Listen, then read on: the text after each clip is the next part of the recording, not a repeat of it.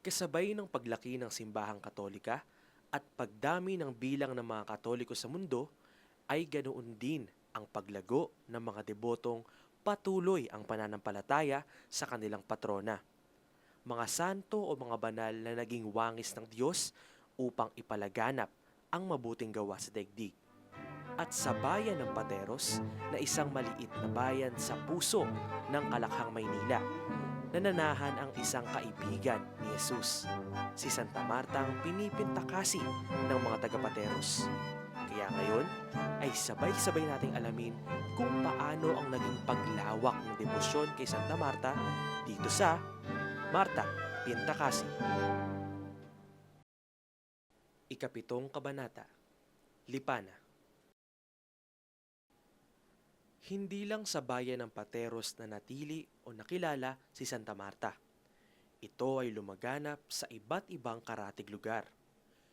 Bago pa man umusbong ang gawaing patungkol sa paglaganap ng debosyon kay Santa Marta, ay nauna na itong ipakilala ng mga mag-iitik at mamabalot sa Pateros sa iba't ibang lugar sa Pilipinas, na siyang naging tulay sa pagkakaroon ng mga debotong dumarayo mula sa Rizal, Bulacan, Pampanga, Nueva Ecija at Laguna. Ngunit kung maaalala natin, ang ilog ng Pateros ay isa sa mga naging kabuhayan ng mga mamamayan nito. Kaya't nung ito ay nasira, naghanap ang mga mamamayan ng lugar kung saan maaaring ipagpatuloy ang kanilang kabuhayan. Isa sa kanilang napuntahan ang Kalawaan sa lungsod ng Pasig. Ang barangay ng Kalawaan sa lungsod ng Pasig ay isang karatig bayan ng Pateros. Kaya't noong lumipat ang mga ibang mamamayan ng Pateros, ay kasama nila ang pagdedebosyon at pagmamahal nila sa pintakasing si Santa Marta. Nagpatayo ng isang kapilya alay kay Santa Marta ang mga mamamayan. At tuwing pagkatapos ng pistang bayan ng Pateros, ay hinihiram ang matandang imahen ni Santa Marta upang doon nobenahan at ipagpista rin. Doon din ginaganap ang isang pagoda na patuloy na ginagawa hanggang ngayon alay sa patrona. Ngayon, ang munting kapilya ng Kalawaan ay ganap ng simbahan at nagkaroon na rin ng sariling imahen ang mga mamamayan. Ginaganap ang kanilang pistang pasalamat tuwing ika-4 na linggo ng Pebrero. Ang Barangay Bambang sa lungsod din ng Pasig. Ginaganap ang Pamisa de Gracia upang magpasalamat ang mga mamamayan nito sa mga biyaya mula sa Diyos sa pamamagitan ni Santa Marta. Hinihiram din noon ang matandang imahen ni Santa Marta para sa Pamisa de Gracia. Ngunit ngayon ay ang pamilya Cuevas na ang nagpapahiram ng imahen upang kanilang gamitin. Ang Pamisa de Gracia ay ginaganap tuwing unang Sabado ng Marso. Sa lungsod ng San Pedro, Laguna, sa Barangay San Roque, ay may mga peregrinong pumupunta sa pistang bayan ng Pateros.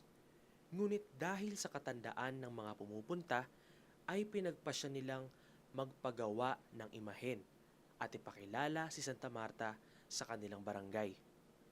Lubos na tinanggap ng mga mamamayan ang debosyon kay Santa Marta, kaya't nagtayo sila ng grupo na ang pangalan ay Amores de Santa Marta, na kung saan sila ang nangangasiwa sa aktibidad at ganun din sa pagdedebosyon kay Santa Marta.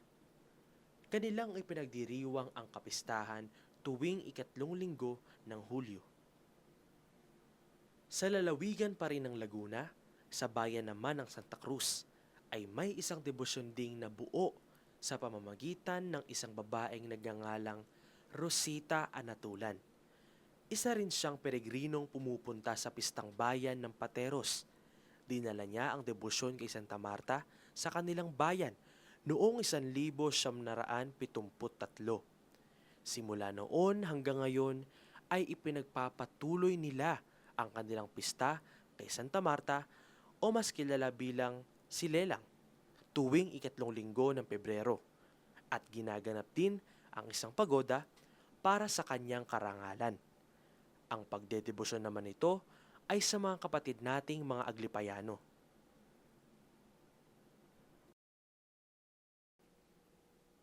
Sa pagtagal ng panahon ay napalawig pa ang pagdedebosyon kay Santa Marta sa pamamagitan ng isang paring tubong pateros na si Reverendo Padre Estelito Villegas.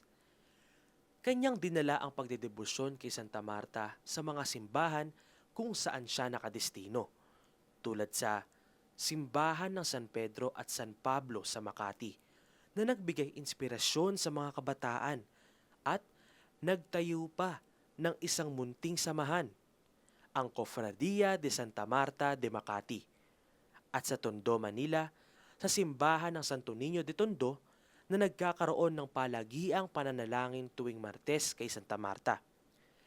Hindi lang imahen ni Santa Marta ang kanyang iniiwan sa mga simbahan, kung hindi ang aral sa kung sino si Santa Marta at ang pamamaraan ng pagdedebosyon sa kanya.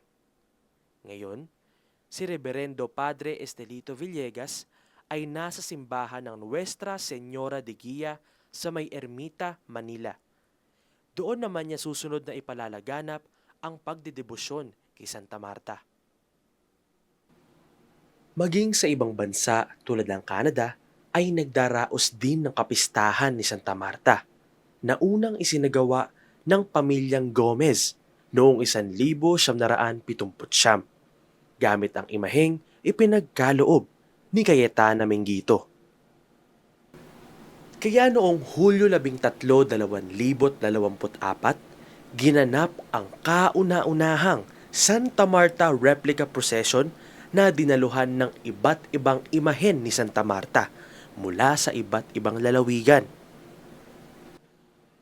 Kumalat ang debosyon ni Santa Marta sa mga karatig na lugar at umabot pa maging sa ibang bansa. Doon na lamang na ipapakita na ang pagkilala kay Santa Marta ay ibinabahagi sa mga deboto nito, katulad ni Santa Marta sa kanyang buhay kabanalan. Unti-unting nakikilala si Santa Marta ng mga tao, hindi lamang sa bayan kung saan naghimala ang santa, kung hindi pati na rin sa mga taong nananalig at naniniwala saan mang parte ng mundo. Lumaganap at makaabot man sa kahit anong sulok ng daigdig, hinding-hindi mawawaglit si Santa Marta sa lugar kung saan nag-ugat ang makulay na debosyon at pamimintakasi sa kanyang karangalan, sa bayan ng Pateros.